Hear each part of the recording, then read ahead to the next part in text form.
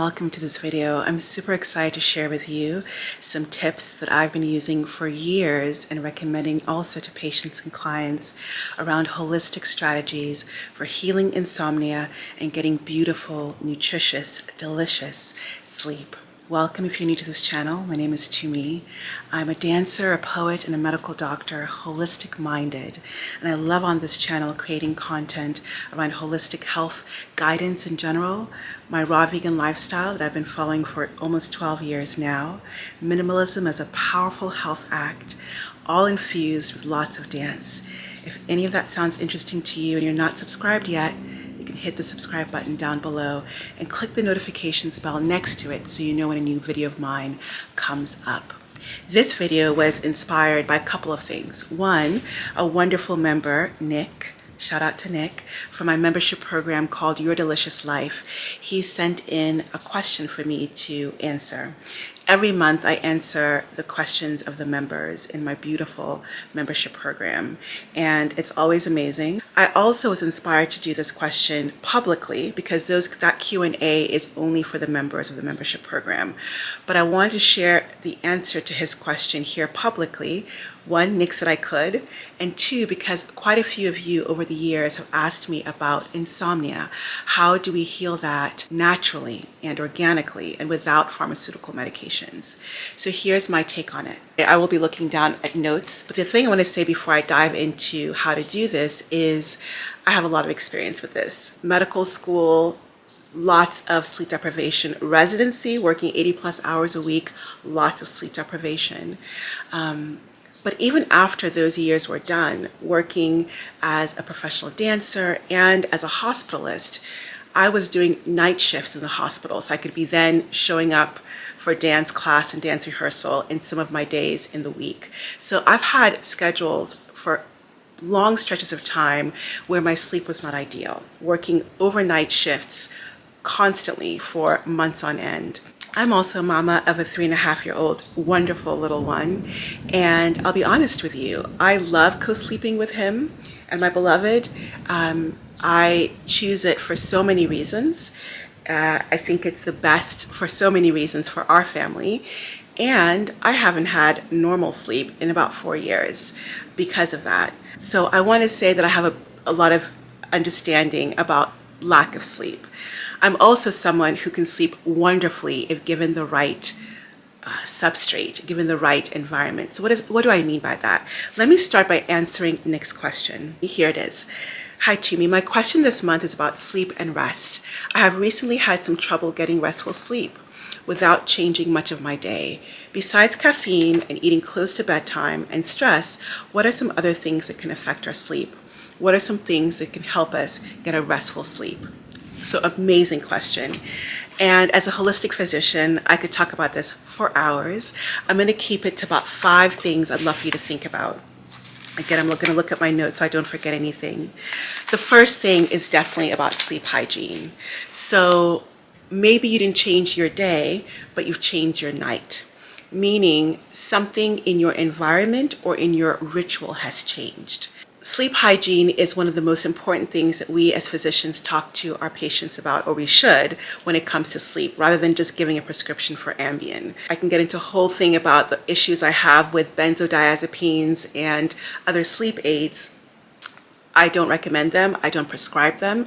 I believe a lifestyle and food and holistic regimen without pharmaceuticals can help the vast majority of people sleep better. So sleep hygiene, what do I mean by this? Where are you sleeping? What does your sleep environment look like? Is it dark enough?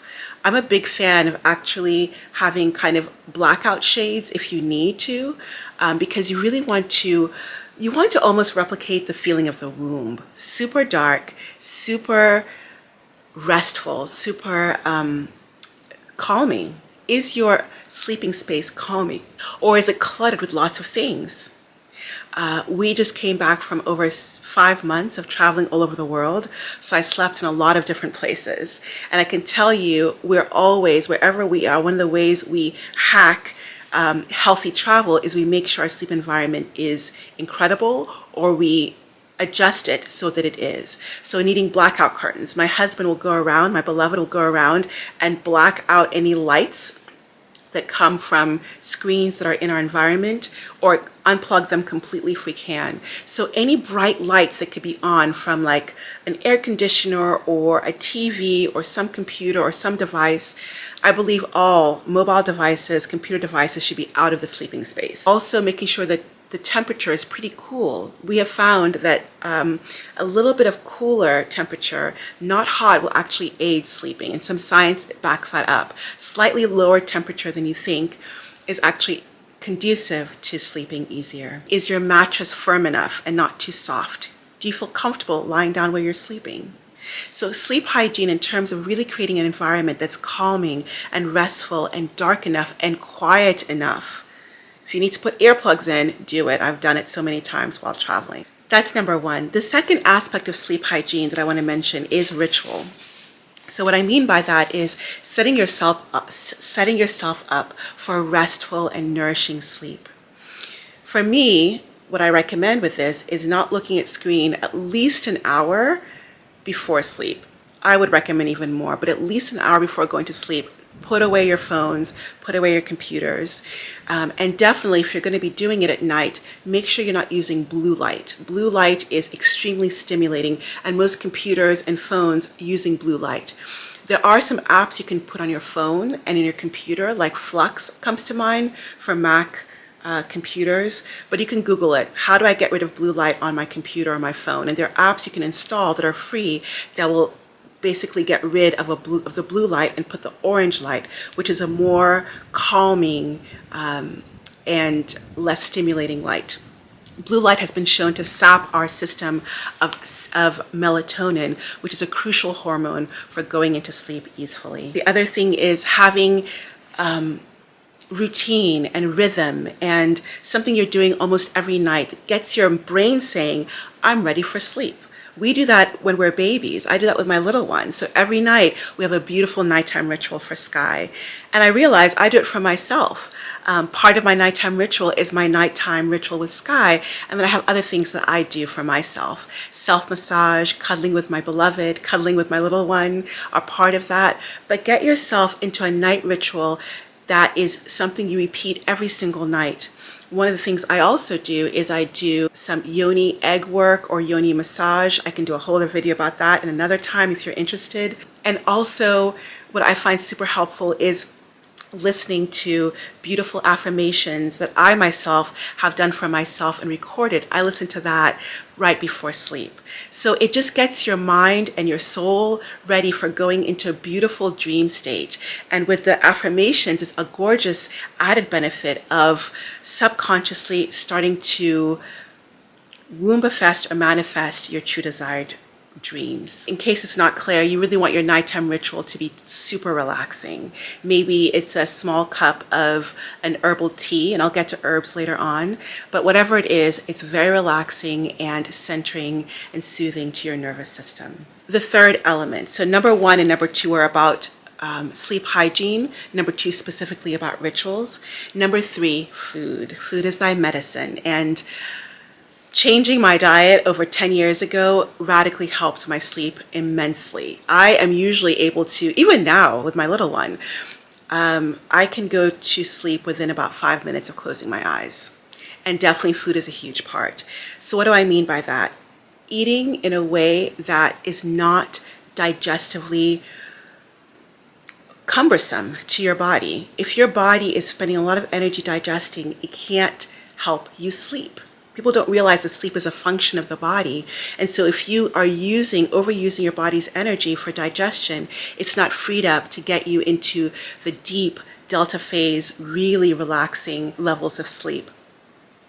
So eating lightly. I believe that have your meals be something that keep you sated, but not overly full. And definitely, if you have to choose one meal, make sure that your dinner meal is not too heavy. And or, because we all are in our journey, if a heavy meal is where you need to be right now for your dinner, be kind to yourself. But try to make sure that your dinner is at least 3 hours before you go horizontal and go to bed. One, it'll prevent or heal acid reflux. And two, again, that digestive load is lower so you can sleep. The other thing about food that I love to say is think about what is digestively light. So these are fruits and vegetables, the plant kingdom.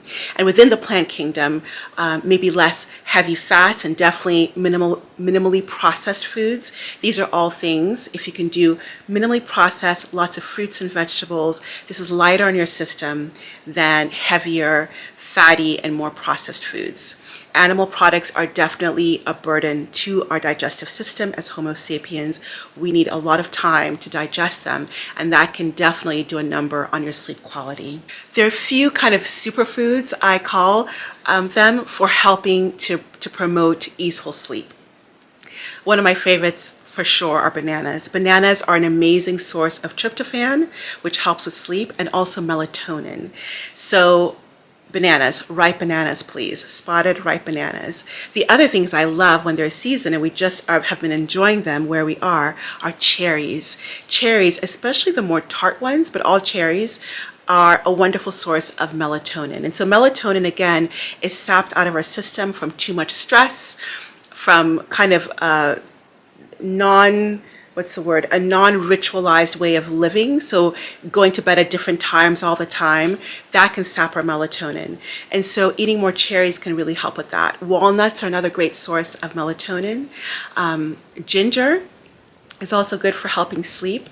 And so making yourself a ginger brew anytime during the day. You can eat these foods anytime during the day and they'll help your sleep beautifully. In terms of teas, I love herbs. So chamomile is my all-time favorite for two reasons. Chamomile is really a beautiful nervine that helps to soothe your nervous system, prepare you for sleep, and it's safe for children and adults.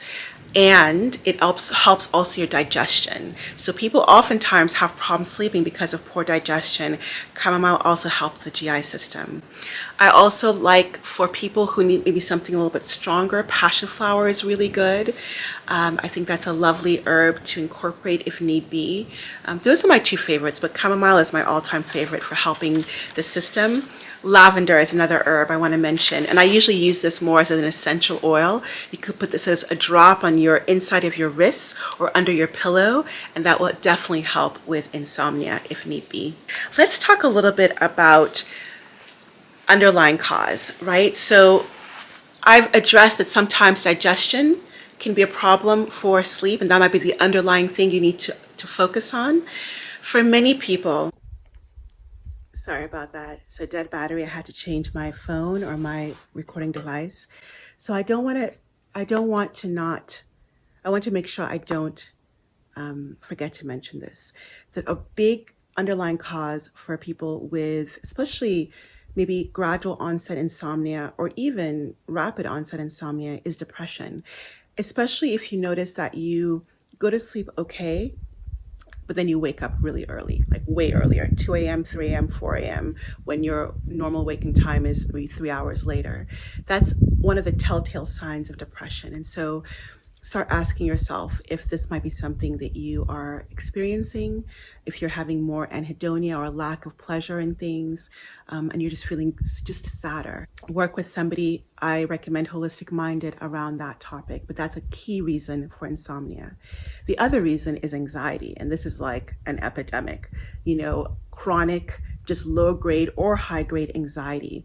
And that affects all parts of sleep, falling asleep, staying asleep also.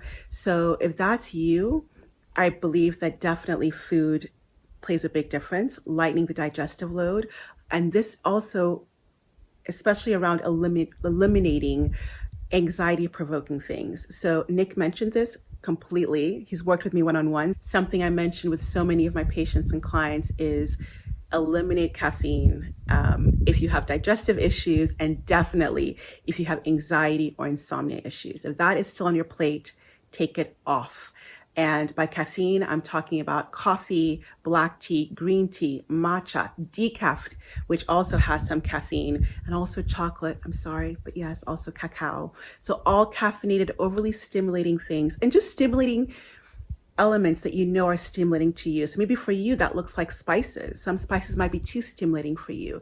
get that off the table for now, at least, while you're healing the insomnia. So addressing the underlying causes that could include depression, anxiety, and if anxiety is one of them, absolutely exercise and stress management through meditation, breath work, etc. Really helpful. I think exercise is another one that I could also add into the plate for just helping insomnia overall. There's been studies to show that especially aerobic, but all types of exercise can be really helpful for a good night's sleep. And the last thing I just want to say, just to wrap it up, and this really came to me during meditation to share with you, was this idea of two things. One, that maybe one of the reasons for insomnia could be FOMO. I know that sounds crazy, but there can be this resistance to the dream world, to the sleep world. There might be this idea that I'm missing out on something in my life, so I don't want to sleep, I want to live life. That might be you. And so look in your life and see, is there something that I'm not giving myself? Some experience, some change I need to make that's causing me to feel a resistance to sleeping because I'm missing something in my waking life, right? So look at that. I invite you to. And then the other thing that I want to bring up is this idea of going with the flow. And what I mean by that is I started this video by sharing with you that I co-sleep with my beloved and my little one, and I love it. The downside of it for me has been definitely not having uninterrupted sleep. I have interrupted sleep most nights. And what I found that was so helpful for me around this was accepting it.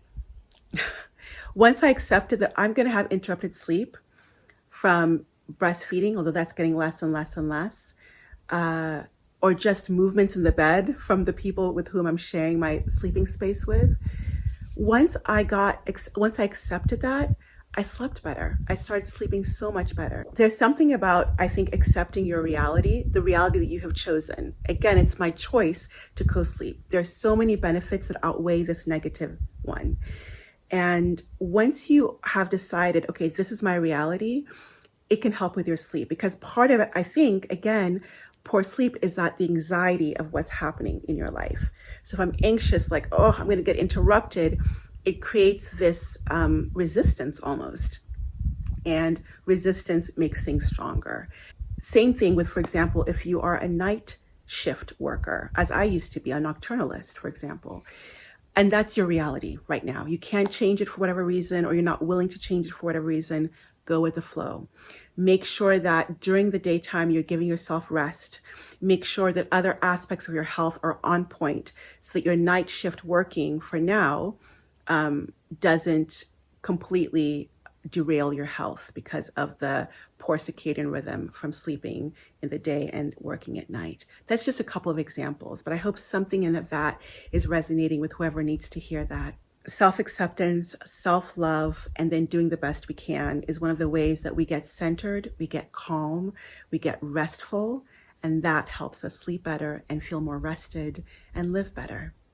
So I hope something in of here has been helpful. I do want to say that if you're interested in being in the membership program, I invite you to come along.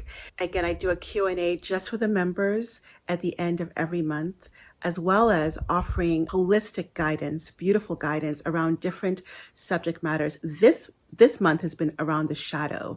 We're still doing shadow work. And if you're intrigued, come on over. I'll leave a link in the description box below to my membership program. I also have a whole chapter dedicated to sleep and rest in my book, Delicious Healing. If you have not read that, I recommend it humbly. I'll leave a link to that book down below as well. I hope something in of here has been of support to you. Let me know in the comments below one or more healthful habits that you do that help you have nourishing and delicious sleep. If you enjoyed this video, please give it a thumbs up, share it with anyone you think might benefit. All of that helps the channel immensely. I'll see you in the next video. Much love. Take care.